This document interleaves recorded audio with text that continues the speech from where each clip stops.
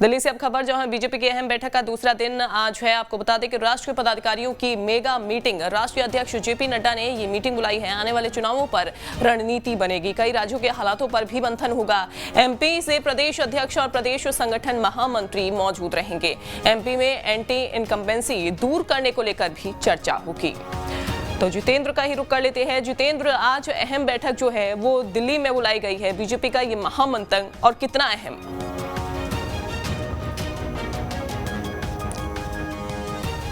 लगता है आवाज नहीं पहुंच पा रही है हमारी सहयोगी तक। एक बार फिर से आपको बता दें कि बीजेपी का महामंथन जो है दिल्ली में आज होने वाला है। आने वाले चुनावों पर रणनीति बनेगी, इसके अलावा कई राज्यों के हालातों पर भी मंथन होगा। जितेंद्र, आज दिल्ली में ये जो महामंथन होने जा रहा है बीजेपी का, किस तरीके से इसको समझा जाए, कितना अहम है? चूंकि आने वाले समय में 2023 में मध्य प्रदेश में विधानसभा चुनाव और उससे पहले तमाम बड़ी बैठकें बीजेपी में।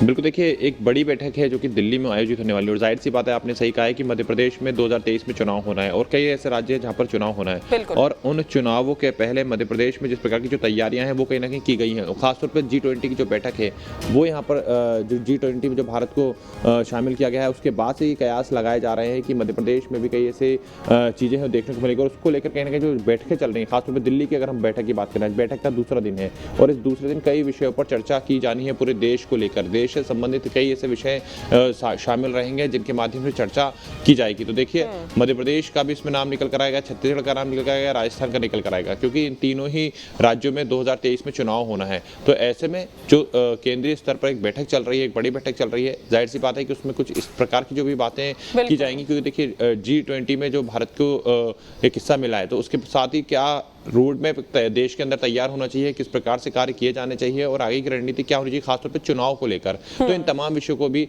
इस बैठक में शामिल किया जाएगा। बिल्कुल बिल्कुल, बहुत शुक्रिया जितेंद्र आपका जुड़ने के लिए और तमाम जानकारी साझा करने के लिए। चलिए कुछ और खबरों का रुख कर लेते हैं। रायपुर से अब खबर जहां कांग्रेस महाधिवेशन को लेकर चर्चा शुरू, सत्ता और संगठन के नेताओं की चर्चा शुरू हो गई है। कार्यकारिणी की बैठक में अधिवेशन की रणनीति जो है वो बनाई जाएगी। फरवरी में होगा कांग्रेस का राष्ट्रीय अधिवेशन। देश भर से 12,000 नेता और प्रतिनिधि इसमें आएंगे अधिवेशन में। वहीं आपको बताएं कि मिशन 2024 का रोड मैप भी तैयार होगा। साल 1962-63 में हुआ था रायपुर में अधिवेशन। 8 दिसंबर के बाद कांग्रेस कार्यकारिणी की फिर बैठक भी होगी। मुख्यमंत्री, प्रदेश प्रभारी समेत दिग्गज नेता इसमें रणनीति बनाएंगे। तो अंकुश हमारे साथ जुड़ गए हैं। अंकुश, सत्ता और संगठन के नेताओं की चर्चा शुरू हो गई है। अंदर खाने से क्या खबर और क्या अपडेट इस खबर पर?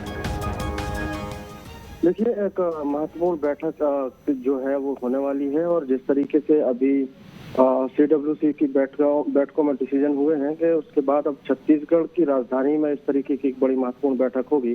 बैठक में लगभग 15,000 लोगों के शामिल होने की जानकारी आ रही है और माना यह जा रहा है कि इस बैठक के बाद 2024 की रणनीति जो है वो तैयार होती हुई दिखाई देगी। कांग्रेस पार्टी के जितने भी दिग्गज हैं वो रायपुर में जुटेंगे और रायपुर में विशेष तैयारियों को लेकर दिग्गज जो नेता हैं छत्तीसगढ़ के, उनकी रायशुमारी जो है वो ली जा रही है और किस तरीके से ये पूरा कार्यक्रम होगा और जो कार्यक्रम की जो रूपरेखा होती है उसको लेकर तैयारियां जो है की जा रही है। बिल्कुल, लेकिन अंकुश, मुद्दे क्या होने वाले हैं इस बैठक में जो अभी चल रही है? कौन कौन से मुद्दों पर होनी है चर्चा, जैसे कि 2024 का रोड मैप जो है वो तैयार किया जाएगा?